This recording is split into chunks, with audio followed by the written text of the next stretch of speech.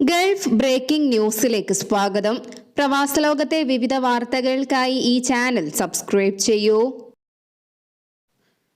ഒമാനിലെ പ്രവാസി ഇന്ത്യക്കാർക്കായി 2025 ജാനുവരി 17 മസ്കറ്റിൽ വെച്ച് ഓപ്പൺ ഹൗസ് സംഘടിപ്പിക്കുമെന്ന് ഇന്ത്യൻ എംബസി അറിയിച്ചു.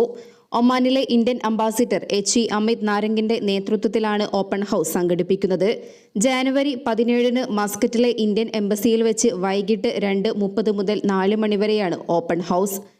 ഒമാനിലെ ഇന്ത്യക്കാർക്ക് അംബാസിഡറുമായി സംവദിക്കുന്നതിനും തങ്ങളുടെ വിവിധ പ്രശ്നങ്ങൾ പങ്കുവെക്കുന്നതിനും ഓപ്പൺ ഹൗസിൽ അവസരം ലഭിക്കും.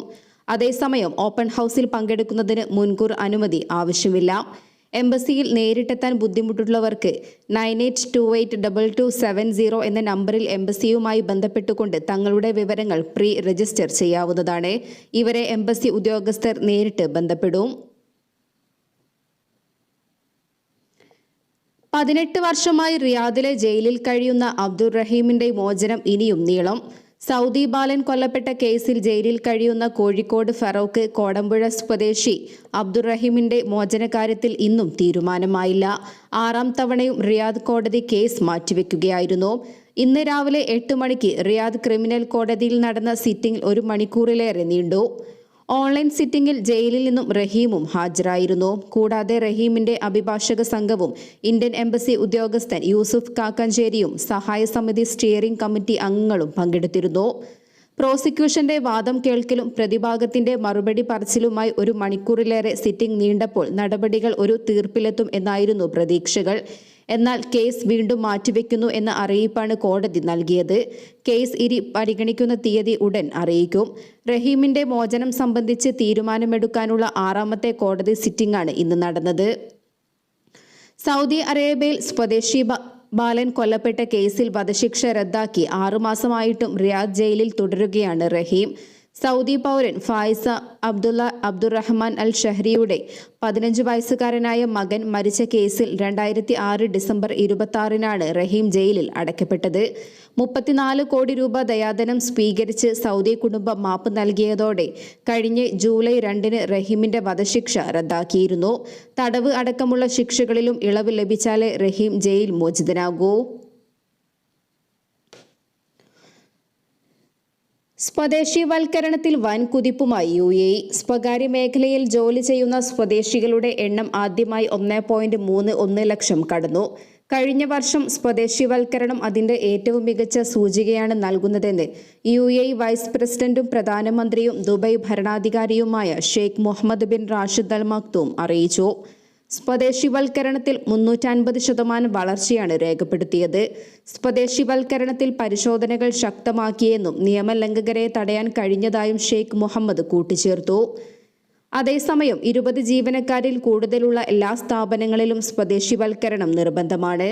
സ്വദേശികളെ നിയമിക്കാത്ത കമ്പനികൾക്ക് കനത്ത പിഴ ഈടാക്കുന്നുണ്ട്. ഈ വർഷം ദുബൈയിലെ യൂണിയൻ കോപ്പറേറ്റീവ് വ്യാപാര സ്ഥാപനങ്ങളിൽ സ്വദേശിവൽക്കരണം ഊർജിതമാക്കും. കഴിഞ്ഞ വർഷം ഒക്ടോബർ വരെ സഹകരണ സ്ഥാപനങ്ങളിൽ 36% സ്വദേശിവൽക്കരണം നടപ്പിലാക്കിയതായി യൂണിയൻ കോപ്പ് മേധാവി മുഹമ്മദ് അൽ ഹാഷിമി അറിയിച്ചു. എമിറേറ്റിലെ എല്ലാ ശാഖകളിലും കൂടുതൽ സ്വദേശികളെ ഈ വർഷം നിയമിക്കും. വനിതകൾക്കും അവസരം നൽകും. വിദ്യാഭ്യാസ യോഗ്യതയ്ക്കനുസരിച്ച് വിവിധ തസ്തികകളിൽ നിയമിക്കാനാണ് നീക്കം. ഈ വർഷം കൂടുതൽ സ്ഥാപനങ്ങൾ തുറക്കാനും പദ്ധതിയുണ്ട്. സ്വദേശിവൽക്കരണം മാത്രമല്ല, സ്ഥാപനങ്ങൾ വഴി പ്രാദേശിക ഉൽപ്പന്നങ്ങൾ വിറ്റഴിക്കാനുള്ള പദ്ധതികളും തുടരും. പ്രാദേശിക ഉൽപ്പന്നങ്ങളുടെ വിപണനത്തിനാണ് സഹകരണ സ്ഥാപനങ്ങൾ പ്രഥമ പരിഗണന നൽകുന്നതെന്നും അദ്ദേഹം കൂട്ടിച്ചേർത്തു.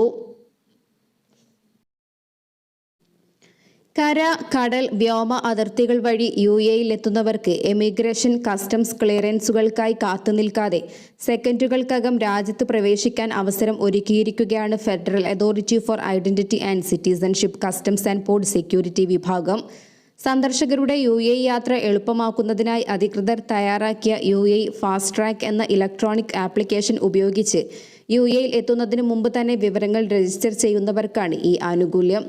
UAE ഫാസ്റ്റ് ട്രാക്ക് ആപ്ലിക്കേഷൻ ഉപയോഗിച്ച് പ്രീ രജിസ്ട്രേഷൻ ചെയ്യുന്ന യാത്രക്കാർക്ക് കൗണ്ടറുകളിൽ കാത്തിരിക്കാതെ സ്മാർട്ട് ഗേറ്റുകൾ ഉപയോഗിച്ച് നിമിഷങ്ങൾക്കുള്ളിൽ യാത്രാ നടപടിക്രമങ്ങൾ പൂർത്തിയാക്കാൻ കഴിയുമെന്ന് ഫെഡറൽ അതോറിറ്റി പുറത്തുവിട്ട വീഡിയോ ക്ലിപ്പിൽ പറയുന്നു.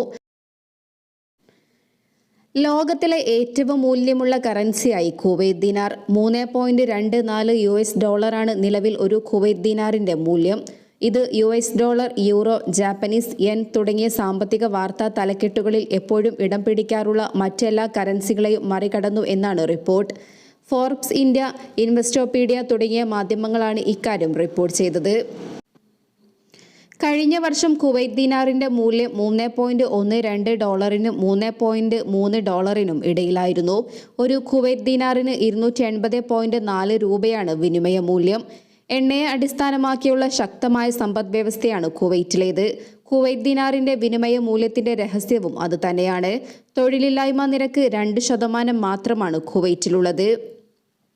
അതേസമയം കുവൈറ്റ് ദിനാർ കഴിഞ്ഞാൽ ലോകത്തെ ഏറ്റവും ശക്തമായ കറൻസികളുള്ളതും ഗൾഫ് മേഖലയിൽ തന്നെയാണ്. തൊട്ടു പിന്നാലെ $2.65 വിനിമയ മൂല്യമുള്ള ബഹ്റൈൻ ദിനാർ, $2.60 US മൂല്യമുള്ള ഒമാനി റിയാൽ എന്നിവയാണ് ലോകത്തെ ഏറ്റവും മൂല്യമുള്ള കറൻസികൾ.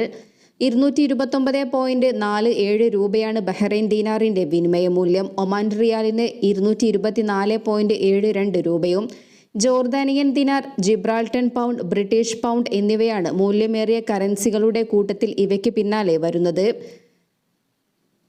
കഴിഞ്ഞ ഒരു വർഷമായി ബഹ്റൈൻ ദിനാർ വിനിമയ മൂല്യത്തിന്റെ കാര്യത്തിൽ സ്ഥിരത പുലർത്തുന്നതായും റിപ്പോർട്ടിൽ പറയുന്നു. കറൻസിയുടെ മൂല്യത്തെ സ്വാധീനിക്കുന്ന ഘടകങ്ങളിൽ അതിന്റെ വിതരണം, പലിശ നിരക്കുകൾ, പണപ്പെരുപ്പം എന്നിവയാണ് പ്രധാനമായും പരിഗണിക്കപ്പെടുന്നത്. രാഷ്ട്രീയ സ്ഥിരതയാണ് ബഹ്റൈൻ ദിനാറിന്റെ മികച്ച വിനിമയ മൂല്യത്തിന്റെ മറ്റൊരു പ്രധാന ഘടകമായി വിലയിരുത്തപ്പെടുന്നത്. എണ്ണ വ്യവസായത്തോടൊപ്പം ബാങ്കിംഗ്, ഫിനാൻസ്, ടൂറിസം എന്നീ മേഖലകളിലെ മികച്ച സാമ്പത്തിക പ്രവർത്തനങ്ങളും ബഹ്റൈൻ സമ്പദ് വ്യവസ്ഥയുടെ സവിശേഷതയാണ്.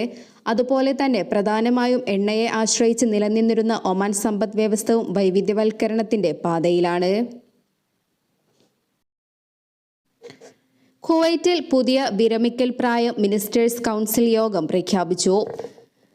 പുതിയ തീരുമാനപ്രകാരം രാജ്യത്തെ സോഷ്യൽ ഇൻഷുറൻസ് നിയമത്തിന് അനുസൃതമായി ജീവനക്കാരുടെ പെൻഷൻ പ്രായം പുരുഷന്മാരുടേത് 55 വയസ്സും സ്ത്രീകളുടേത് 50 വയസ്സുമായാണ് നിജപ്പെടുത്തിയിരിക്കുന്നത്. പെൻഷൻ പ്രായം പുതുക്കി നിശ്ചയിച്ചതിലൂടെ രാജ്യത്തെ പുതുതലമുറയ്ക്ക് തൊഴിൽ മേഖലകളിൽ പ്രവേശനം എളുപ്പമാക്കുകയാണ് ലക്ഷ്യമിടുന്നതെന്ന് യോഗം അഭിപ്രായപ്പെട്ടു. സർവീസിൽ 30 വർഷം പൂർത്തിയാക്കിയവർക്ക് മുഴുവൻ പെൻഷൻ ആനുകൂല്യത്തിന് അർഹത ഉണ്ടായിരിക്കുമെന്നും അധികൃതർ അറിയിച്ചു. പുതിയ തീരുമാനമനുസരിച്ച് വിരമിക്കൽ പ്രായമായ ജീവനക്കാരുടെ പട്ടിക സിവിൽ സർവീസ് ബ്യൂറോയ്ക്ക് നൽകുന്നതിന് സാമൂഹിക സുരക്ഷയ്ക്കുള്ള പൊതുസ്ഥാപനത്തെ ചുമതലപ്പെടുത്തിയിട്ടുണ്ട്. ഇവരുടെ വിരമിക്കൽ വേഗത്തിൽ നടപ്പിലാക്കുന്നുണ്ടെന്ന് ഉറപ്പാക്കുന്നതിന് ആവശ്യമായ എല്ലാ നടപടിക്രമങ്ങളും പൂർത്തിയാക്കാൻ ബ്യൂറോയ്ക്ക് മന്ത്രിമാരുടെ കൗൺസിൽ നിർദ്ദേശം നൽകി. ഇതോടെ ഇന്നത്തെ വാർത്തകൾ അവസാനിക്കുന്നു. പുതിയ വാർത്തകളുമായി വീണ്ടും കാണുന്നതുവരെ നന്ദി, നമസ്കാരം.